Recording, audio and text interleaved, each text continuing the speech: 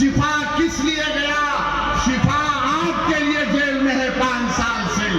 शिफा इंसाफ की सरबुलंदी के लिए जेल में है। शिफा मासूम है और इंशाअल्लाह ताला अल्लाह ने चाहा तो इंसाफ होगा। मगर मेरे भाई, आपसे मैं अपील कर रहा हूं कि आप अपने वोट का सही इस्तेमाल करिए। डरने और घबराने की बात नहीं है। बेबाकी के साथ आपको आगे बढ़ना है। अब मुझे एक बात, मेरे एक सवाल का जवाब दीजिए। मुझे गालियां दी जाती हैं। क्या असदुद्दीन ओवैसी ने आरएसएस को खत लिखा था या केजरीवाल ने लव लेटर लिखा था? केजरीवाल लव लेटर लिखे मोहन भागवत को? लिखे नहीं लिखे? क्या लिखे? डियर मोहन भागवत। आपके बड़े हुए चचा है, आपके शायद ताया होंगे। मोहन भागवत का लिख रहे माय डियर। डियर, अब सब डियर मालूम हो गया हमको। मोहन भागवत को लव लेटर लिख रहे हैं केजरीवाल, और डीलर की जबान बंद है। डीलर की जबान बंद है क्योंकि लीडर नहीं है। मेरे अजीज दोस्तों और बुजुर्गों, इसीलिए हम आपसे अपील कर रहे हैं कि आप अपने एक वोट का सही इस्तेमाल करिए। यहाँ पर बहुत से मसले मसाइल हैं, बहुत सी तकालीफ है। हम जब आज जुमे के दिन नमाज पढ़ के शिफा के घर को गए, मैं आपको बताना चाहूंगा कि जब हम घर को गए तो मुझसे एक आवाज आई कि ओवैसी साहब यहाँ पर आइए। छोटा सा कमरा में पलट कर देखा तो एक ज़ईफ मोहतरमा खड़ी हुई है। शिफा ने कहा कि आइए, मेरी अम्मा है, मेरी वालदा। हम गए, हम बड़ी इज्जत के साथ झुककर उनसे मिले। सुनो नौजवानों, ये बात आपको सुनना पड़ेगा मेरी माँ और बहनों। उस ज़ईफ माँ ने कहा कि असदुद्दीन ओवैसी जब शिफा घर को आया 5 साल के बाद, तो मैं उसको देखकर पहचानी नहीं। मैंने कहा क्यों? कहा मेरे बच्चे की दाढ़ी व्हाइट हो गई। मेरे बच्चे की दाढ़ी व्हाइट हो गई और मां के आंख में आंसू आ गए। और उस मां ने मुझसे कहा, मेरा हाथ पकड़कर कहा कि मुझसे वादा करो कि मैं इस दुनिया में चंद दिनों की मेहमान हूं। मैं इस दुनिया से चले जाने से पहले शिफा मेरे पास आ जाए। मेरे भाई, वो मां मुझसे नहीं, ओखला की आवाम से पैगाम दे रही थी। पता, अगर वो तुम्हारी मां होती, एक औलाद के पेशानी पे अगर बल आता है तो दुनिया में कोई नहीं पहचानता। बीवी भी कम पहचान पाती। एक मां एक नजर में पहचान लेती है कि मेरे बेटे के दिल और दिमाग पे क्या तकलीफ गुजर रही है। वो मां देखकर कह रही है कि मैं पहले देखे तो पहचान नहीं पाई, मेरे बेटे की दाढ़ी सफेद हो गई। मेरे भाई, जिसने हमारे भाई को, जिसने हमारी मां को बुलाया, तुम एक मर्तबा 5 तारीख को अपने इत्तेहाद की ताकत और कुव्वत पर शिफा को कामयाब करो। मैं तुमसे वादा कर रहा हूं, 50 साल तक हम उनको बुलाएंगे जिन्होंने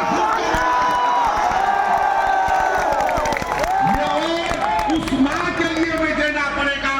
ये वोट हमारी बहन नौरीन के लिए भी देना पड़ेगा जो तड़प रही है अपने शौहर के लिए। वो बच्चे क्या किए बताओ, जो 5-5 साल से जेल में आए, जो तमाम नौजवान। Process has become the dam punishment ऐसे। मेरे भाई, ये पैगाम देना पड़ेगा, उन हुकूमतों को पैगाम देना पड़ेगा जिन्होंने उस गंदे कानून में हमारे बेटे और हमारे भाइयों को जेल में डाल दिया। बताइए, कोई इंसानियत है कि 5-5 साल तक बेल नहीं होती? केजरीवाल, मैं तुझसे पूछ रहा हूं, ओखला के एमएलए, मैं तुझसे पूछ रहा हूं, सिसोदिया, मैं तुझसे पूछ रहा हूं, जैन, मैं तुझसे पूछ रहा हूं, बताओ तुम्हारे पास वो कौन सा फॉर्मूला है कि तुमको केजरीवाल को 6 महीने में बेल हो गई, सिसोदिया को 15 महीने में हो गई, यहाँ के विधायक को 2-2 मरतबा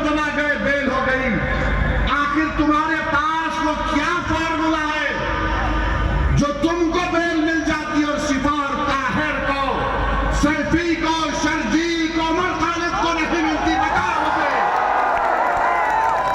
सुनो अखला की अवाम, उनको बेल मिल जाती है, मुझे क्यों नहीं मिलती? उनकी माँ खुश हो जाती है, उनकी पत्नियां खुश हो जाती हैं, उनकी औलाद खुश हो जाती है, तो शिफा और ये तमाम बच्चों ने क्या गुनाह किया था कि हमारी बेल नहीं होती है? क्यों नहीं होती? और फैसला आपको करना है। मैं तुमको पैगाम देके जा रहा हूं कि 5 तारीख के दिन जेल का बदला ओट है, जेल का बदला ओट है। ओट पड़ेगा शिफा के लिए, ओट पड़ेगा ओखला के लिए, ओट पड़ेगा मोदी जैसे हुकूमत के जुल्म के खिलाफ, ओट पड़ेगा केजरीवाल के जालिमाना फैसलों के खिलाफ, वोट पड़ेगा यहाँ के एमएलए की तमाम बदकारियों को, उनकी नाकामियों के खिलाफ। बताइए आप, उनको बेल हो जाती है, मुख्यमंत्री है मगर केजरीवाल जेल में है। ये 5 साल से अभी भी जो पेरोल पर आया है वो जुडिशियल कस्टडी है, बेल नहीं है वो। अगर बेल होती तो शिफा यहाँ खड़ा होता मेरे बाजू और खड़े रहेगा इंशाअल्लाह ताला। अल्लाह खड़ा करेगा और आप खड़ा करेंगे इंशाअल्लाह ताला। आप खड़ा करेंगे ना शिफा को उठा से। मेरे भाई हाथ उठाकर सोचकर जवाब दीजिए और याद रखिए, अगर आप गलती करेंगे तो क्या 5 साल तुम्हारा ज़मीर मलामत नहीं करेगा? क्या 5 साल तक तुमको हमारी बहन नौरीन के आंसू तुम्हारे दिलों पर असर नहीं करेंगे? मेरे भाई, ये हम तमाम के ऊपर कर्जा है शिफा का, हम तमाम पर कर्जा है सैफी का, हम तमाम पर कर्जा है ताहिर हुसैन का।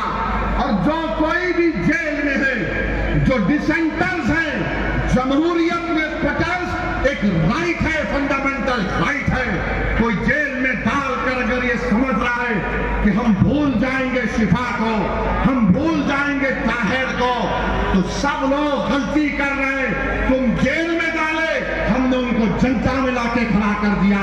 अब ये अदालत आपकी है, जज आप है, फैसला आपको सुनाना पड़ेगा 5 तारीख के दिन। मेरे अजीज दोस्तों और बुजुर्गों, मैं आपके थालियों का मोहताज नहीं हूं। मैं सिर्फ आपसे अपील कर रहा हूं कि मुत्तहिदा तौर पर अपने वोट का इस्तेमाल करो। आप 10 साल आपने देख लिया, 10 साल बीजेपी के देख लिए, 10 साल केजरीवाल के देख लिए। मेरे अजीज दोस्तों और बुजुर्गों, हमारे पास एक ही ऑप्शन है कि हम अपनी पार्टी के दोनों कैंडिडेट्स को कामयाब करवाएं। इंशाअल्लाह उनकी कामयाबी होगी। ताहिर और शिफा जब जीत कर विधानसभा में जाएंगे, आप सोचो कितनी खुशी हमको, आपको और सारी दुनिया के इंसाफ पसंद लोगों को होगी। अगर कोई ये डीलर के लोग बोलेंगे ए 2 जीत के गए तो क्या होता 70 में, अरे दीवाने, जंगल में 2 शेर, जंगल में 2 शेर सबके लिए काफी हो जाएंगे।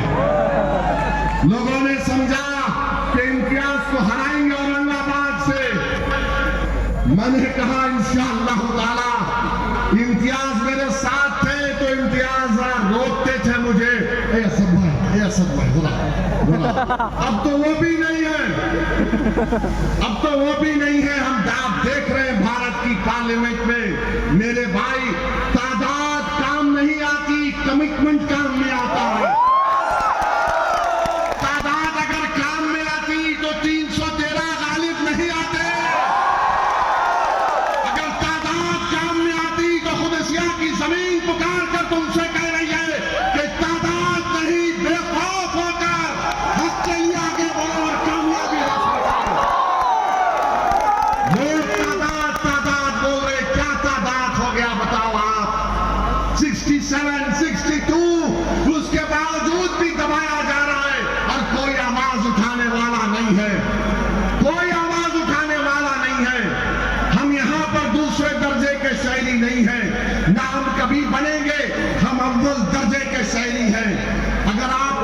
है तो मैं कुछ नहीं कहूंगा।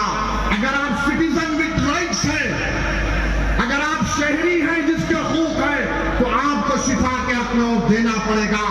आप वोटर नहीं है, आप सिटीजन विद राइट्स हैं। और सिटीजन विद राइट्स जब आप इसको समझ जाएंगे, आपकी कामयाबी होगी।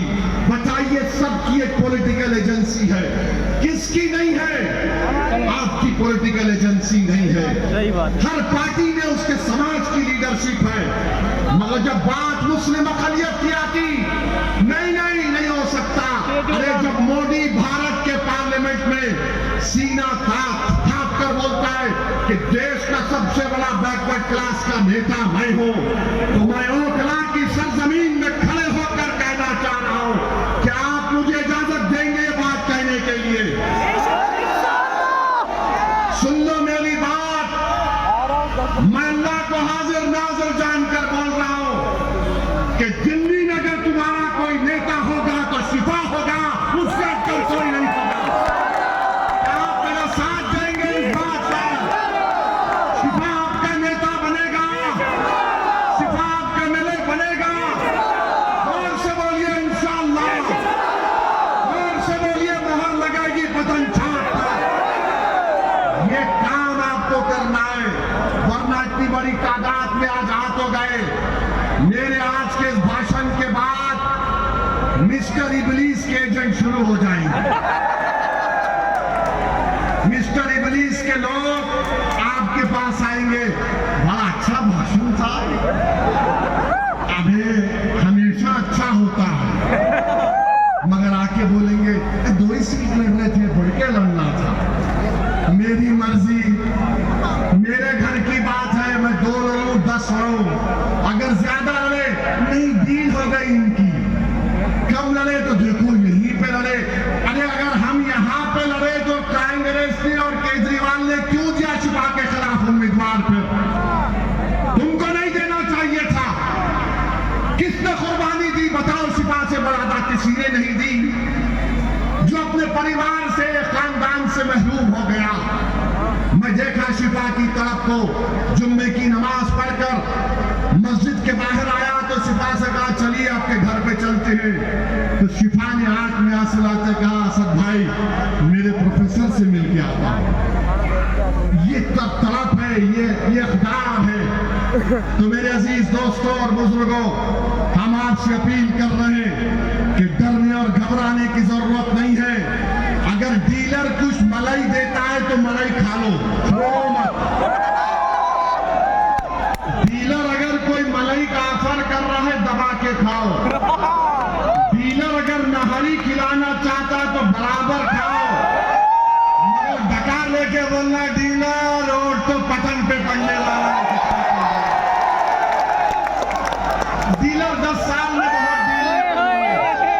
बहुत डीलिंग कर लिए।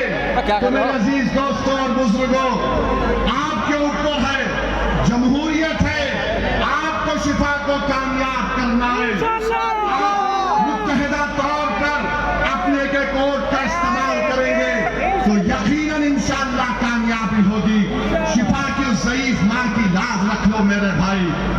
मैं तुमको जज्बात में लाने के लिए कह रहा हूं, उस मां की वो हालत नहीं रही कि दोबारा अगर शिफा चला जाएगा जेल को, तो मुझे लगता है कि उसकी मां उस सदमे को बर्दाश्त नहीं कर पाएगी।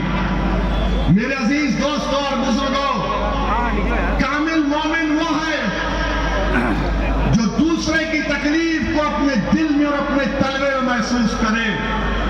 रब करीम सूरह इंसान में फरमा दिया आयत नंबर 8 में कि कैदियों पर, असीरों पर रहम करो। मैं तुझे तुम्हारे सामने रब करीम का फरमान कहकर मैं हैदराबाद से जरूर आया हूं, मगर तुम्हारे सामने झोली फैलाकर कह रहा हूं कि रब करीम के फरमान को सामने रखकर तुम शिफा पर रहम कर दो मेरे भाई। उसके बच्चों पर, उसकी मां पर रहम कर दो, उसको कामयाब करो। शिफा कामयाब होगा तो वो जो लोग जेल में सड़ रहे हैं उनको एक नया हौसला मिलेगा।